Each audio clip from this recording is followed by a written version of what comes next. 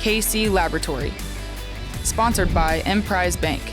It's the KC Laboratory presented by Emprise Bank. You deserve a checking account that always goes for 2, as in 2% cash back. Earn more on everyday purchases with a cashback checking account at Emprise Bank. Visit emprisebank.com. Member FDIC, our dear pals who have really helped make KCSN what it is today, and we are so appreciative of them. It's been a lot of fun getting to know them, and it's been a lot of fun gearing up for another preseason game, getting to talk a little bit about Chiefs Cardinals on Friday with my dear pals. First, find him on Twitter at Chief in Carolina, Maddie Lane. Hello. How are you doing, Kent? Thanks for asking me how I am. I love the blue shirt you're rocking today. Thank you. It brings out my eyes, so I kind of enjoy it too. But, I was ready for the how are you doing today because I wanted to say that I am doing poorly. My daughter started kindergarten today.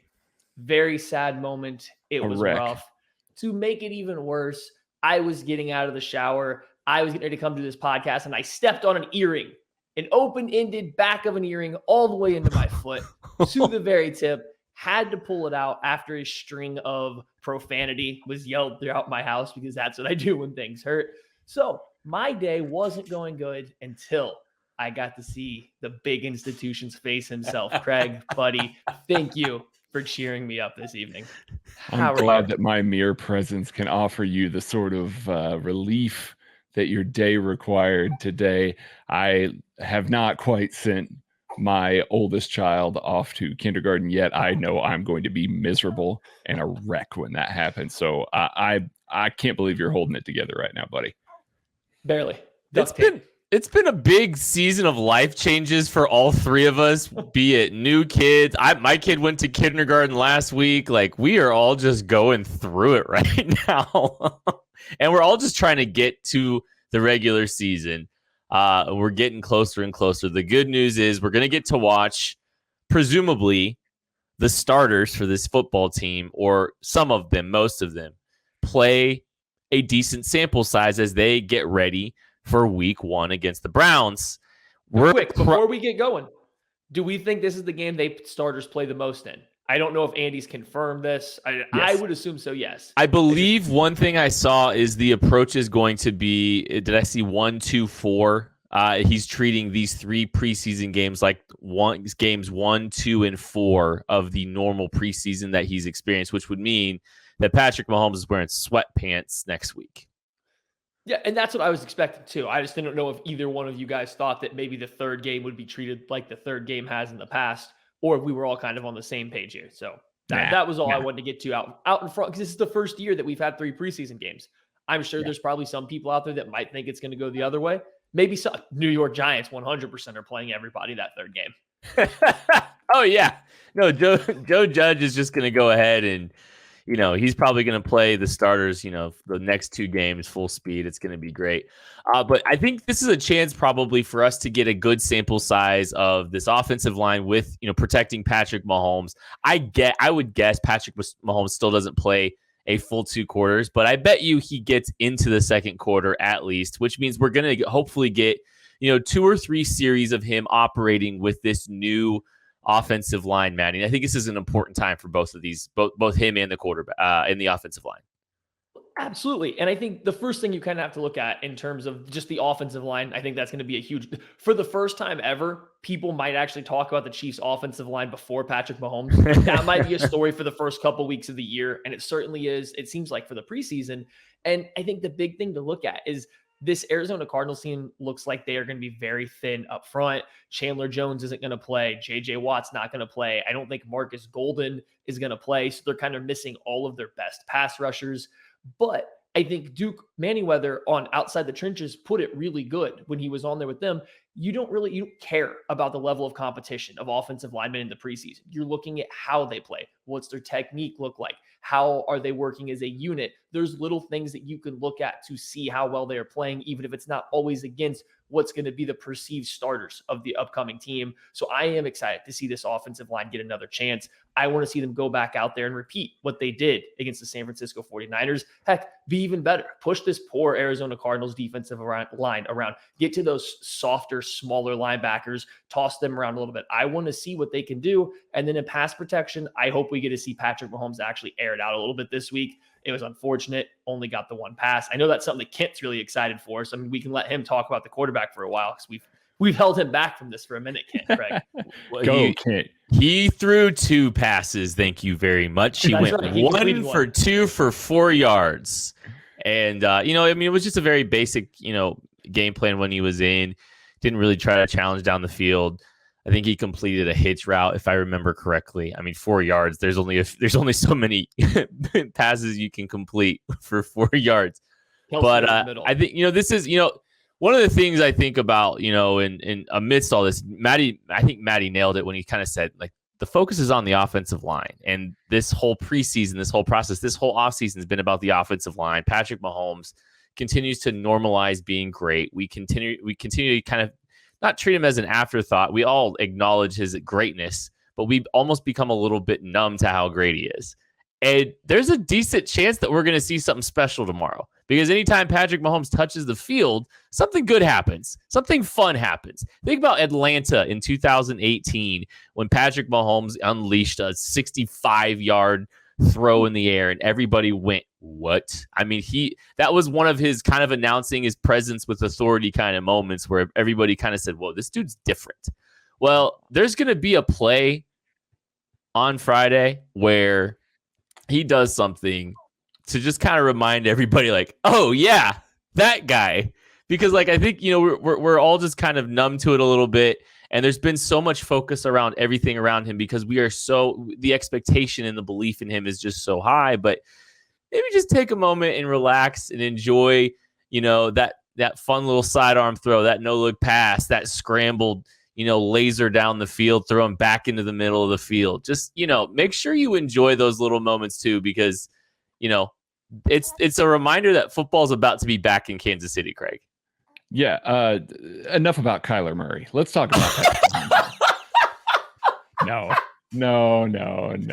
You just talk about all this sidearm stuff and run, stuff on the run. Kyler does some of that too. So it could be actually a fun little matchup. But no, I cherish every moment that you get with Patrick Mahomes. I know that we all want to dwell, on everything here. It's still going to be vanilla, but Patrick Mahomes' vanilla is, most quarterbacks top shelf, basically. So I personally, I want to see the wide receiver too. I want to see somebody step up. Somebody needs to step up in this group, make their presence known. If you get through 2 games here where the wide receiver 2 doesn't look great, doesn't look crisp running routes, even with the second team, if those guys don't really step up in a way that you're comfortable with, a guy sort of having to shoulder the load a little bit if somebody misses some time, it might be a situation where Brett Veach maybe needs to take a look. And I think that this is, like Maddie said, it's going to be the last time that the starters and Patrick Mahomes really get to play extended snaps. So if that's the case, they definitely need somebody to step up and show. And it could be McCole Hardman. Come back with a force in this game. Prove that one pass last week was just what it was, just a singular pass. Step up, own that role a little bit more. Byron Pringle, Demarcus Robinson, doesn't matter who, somebody just needs to do it. Well, I think that's a great point. This is the bat signal for McCole Hardman right here. Like, it's time to come out. He feels disrespected at times and he tweets about it. He talks about it. And I completely get it because the fan base is very split on him. And I think that's fair for the fan base as well. But they're very split on him. So, this is the time to come out and show it.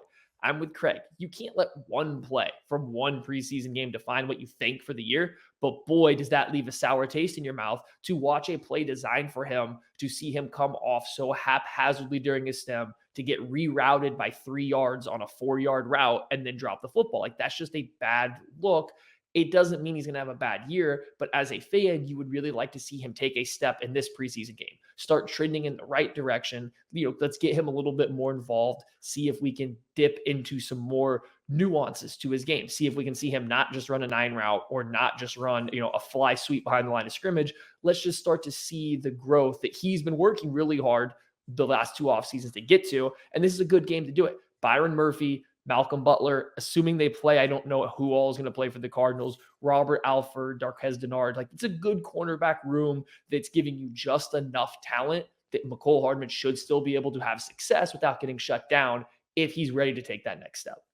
And this is the least stable group of pass catchers I think we've really had. And I know that's kind of saying, that kind of sounds weird because obviously Travis Kelce, Tyreek Hill, just staples, just, stalwarts for this group. But everything kind of underneath them, and you don't want to talk about if one of those guys came down or, missed some time. But I mean, there's a lot of unproven guys underneath those two. There's been a guy like Sammy Watkins that's been available for stretches that, you've had. And I think it's a lot of times it's about, depth is just, depth's crucial. So, if Sammy Watkins isn't there, now you're relying on a guy that you were going to rely on more if Sammy Watkins wasn't there, and then so on and so forth. It's just like they've skipped a step on the ladder with the hope that these guys that have been here for a while, Byron Pringle, McCole Hardman, have been here for a while. You're hoping Demarcus Robinson, you're hoping that these guys that have some familiarity with the offense, with Patrick Mahomes, some good chemistry with Patrick Mahomes, at least some of them, it appears, that these guys are able to take that next step and help cobble together enough, to skip that rung on the ladder that the Chiefs have had for the last couple of years. So this is kind of a big game for all those guys too. This, it's not just about the offensive line cohesion. It's about, some of the secondary players to this group, with, even we can even talk about Clyde Edwards-Helaire a little bit too. It's crucial for this entire unit because this unit is sneakily in a lot of flux. I mean, if you think about it, honestly, okay, let's think about it this way.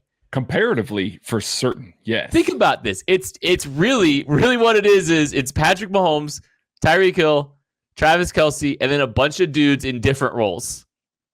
If you really think about the turnover for this group, it's not, receivers are being required to do a little bit more. The running backs can be required to do a little bit more. There's some familiarity here, but all these guys are in new territory in some regard. And so, this is your chance to see the 2021 Kansas City Chiefs offense with a lot up in the air, with a lot of different roles, getting a chance to go out there and put on a little bit of a show. And that would be, and they should, because it does sound like the Cardinals are probably going to have a few guys up front specifically that aren't going to be available. Yeah.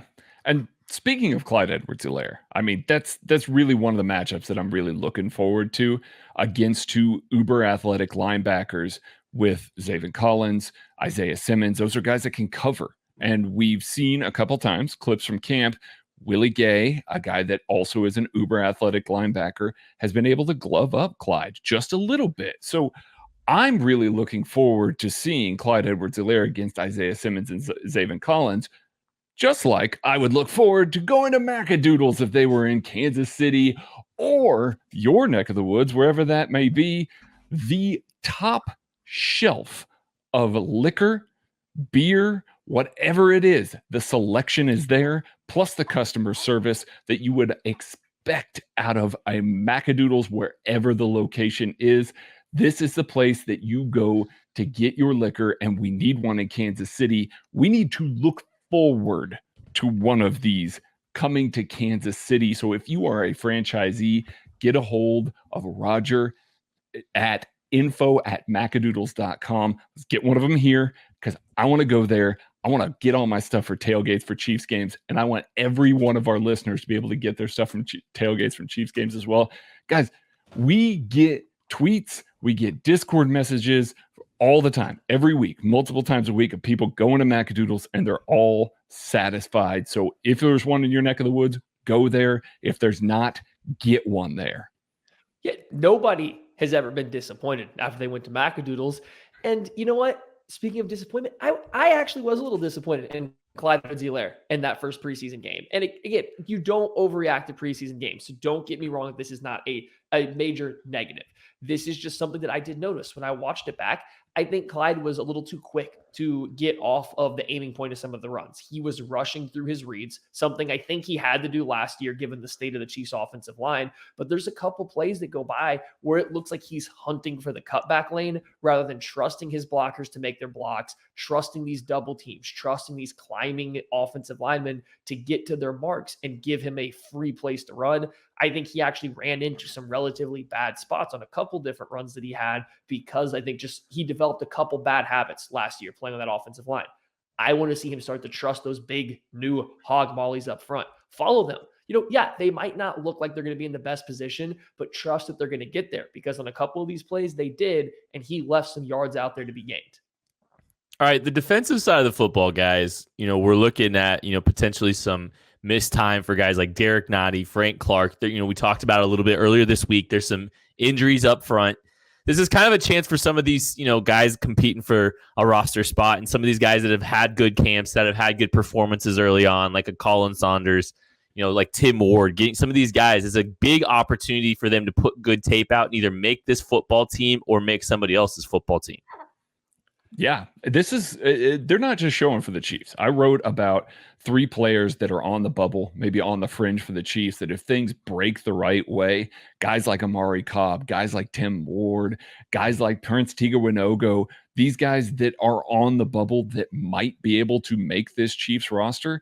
If they don't, they're putting on for 31 other teams right now. And so that's very important to their livelihood to play well and look good. And against a Cliff Kingsbury offense with some dynamic weapons, we're not sure who all in the receiving core is going to play, but this is potentially a top 5 wide receiver room. It really is, between DeAndre Hopkins, AJ Green, Christian Kirk. I mean, even Rondell Moore and Andy Isabella are both going to probably contribute quite a bit in this offense. So, I mean, there are lots of depth pieces, lots of really, really good receivers. So you want to see guys be able to step up, play well against this offense that might overmatch some of the Chiefs cornerbacks and really might be able to play well against this defense. Chiefs defense comes out and plays as well as they did in that first matchup against the 49ers.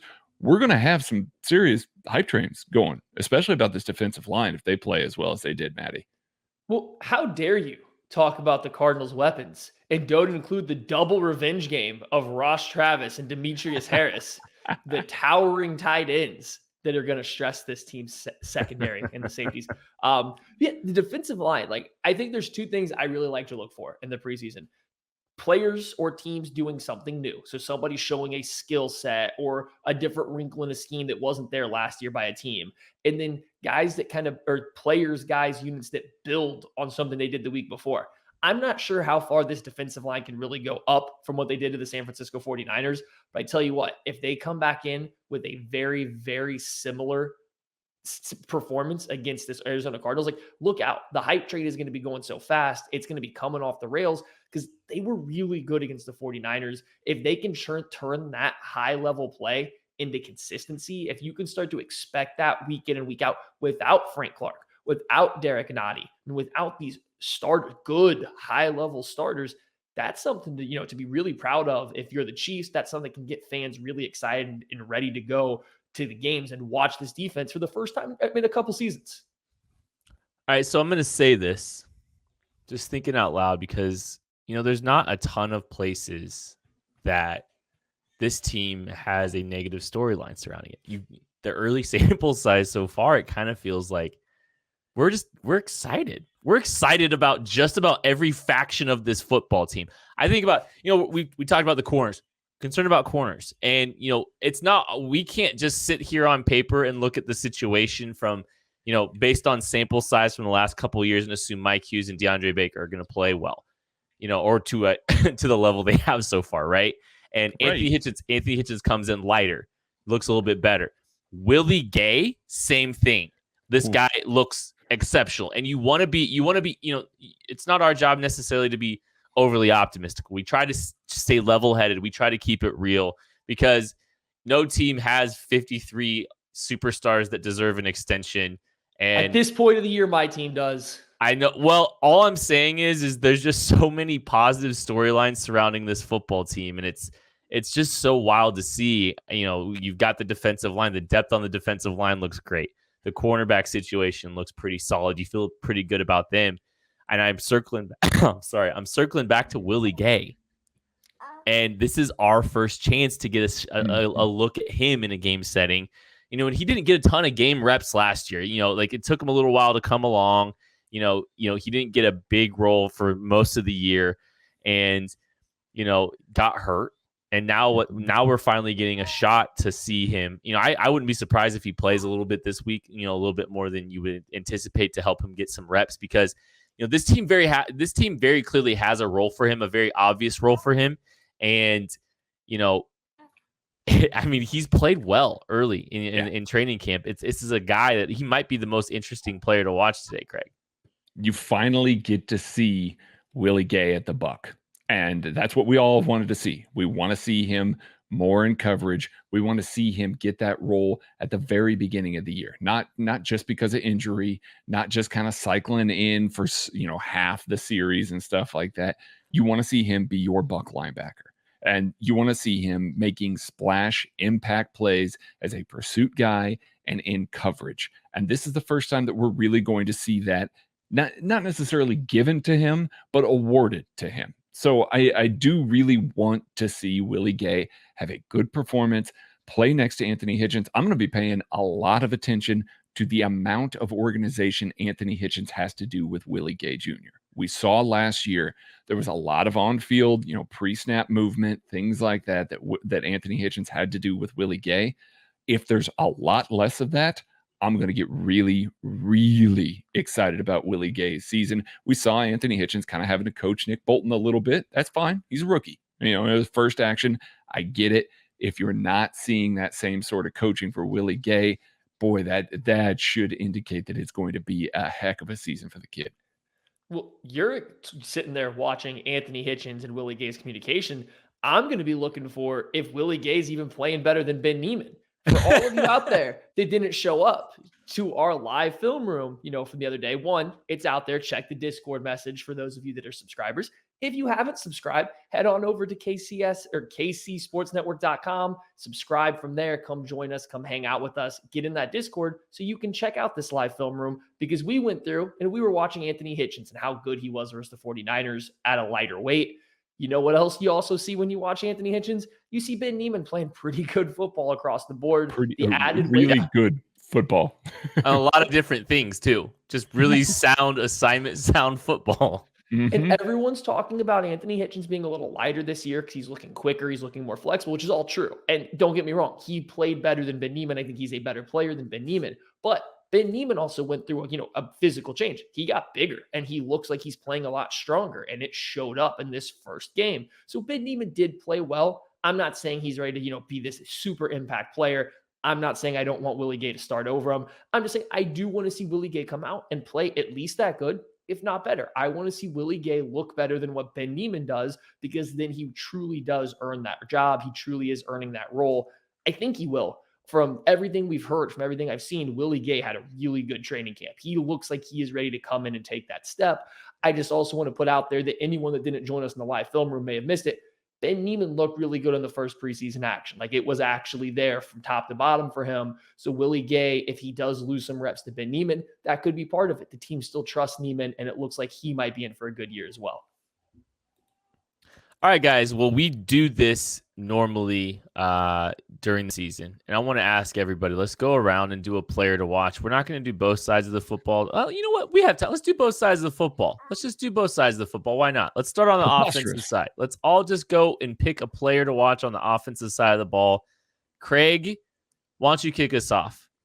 Oh, man. I'm going to take the low-hanging fruit since I get to kick us off. I'm taking Trey Smith. I'm going to see Trey Smith climbing to these linebackers. These linebackers are both very good at slipping blocks, at working in space. Isaiah Simmons and Zaven Collins are both terrific athletes, and that's how they win. That's how they knife in the backfield, is by slipping blocks. If Trey Smith can get his hands on either one of these two guys, he's going to flatten them, and that is going to be a highlight reel that I want to watch. So my guy to watch is Trey Smith this week.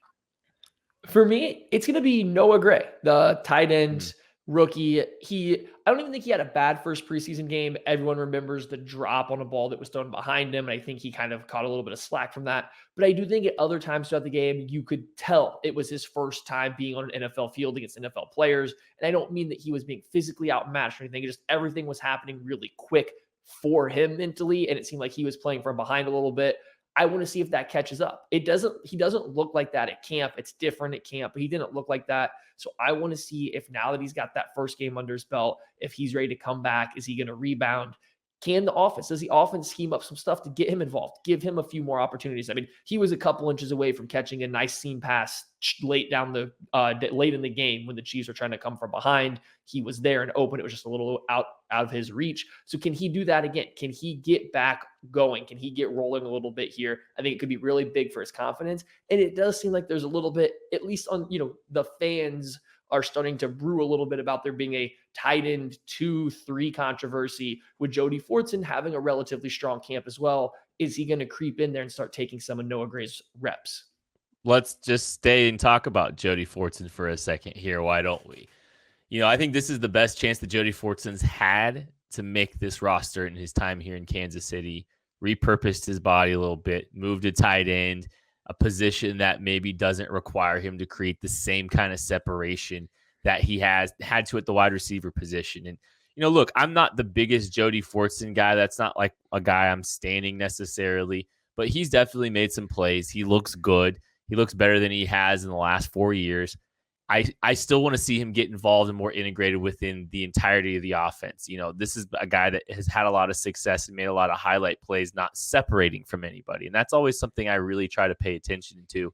It's fun to see acrobatic plays above the rim, but can this guy get open a little bit more? I think you saw a little bit of that. I think he was pretty open that last catch in the fourth quarter against the Niners, but he was in the fourth quarter against the Niners. So it's just such a curious case for him. It's just interesting to see, his whole story.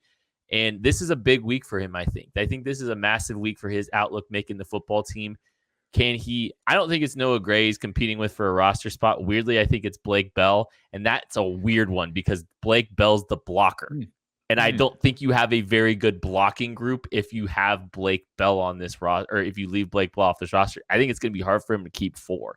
So there's going to be some very fascinating special teams decision. There's going to be some very fascinating inline blocking decisions if you try to keep a guy like Jody Fortune. But you hear Travis Kelce, you hear Patrick Mahomes talking this guy up.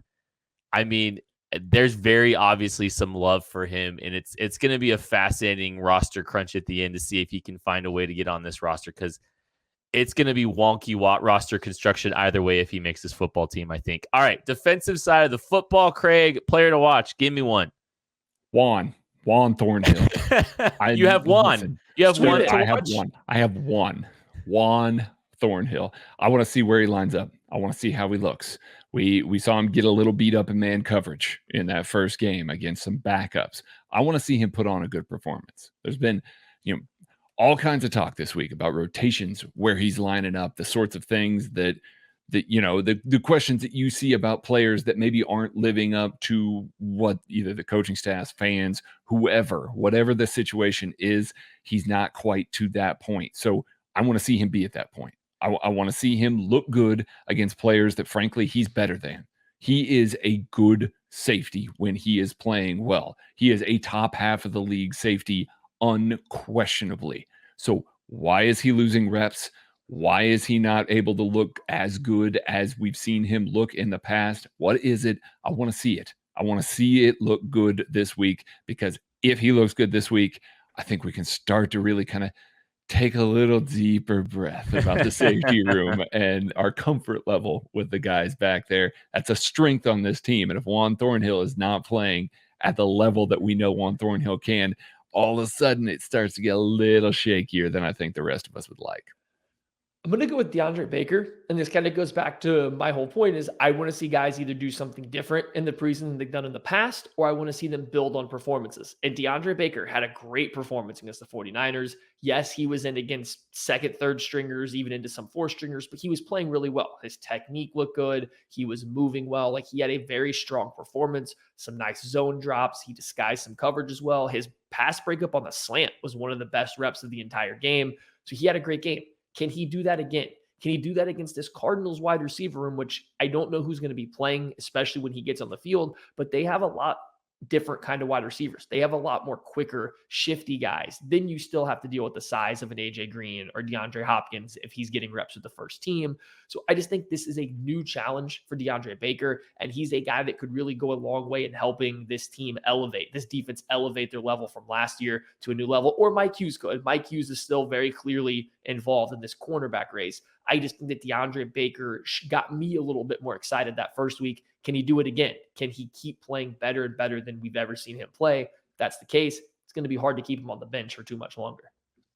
I'm looking forward to watching Nick Bolton play. I think it was a very mixed bag performance that first week. And I think it's fun to see guys get a second chance. You know, they kind of got their feet wet.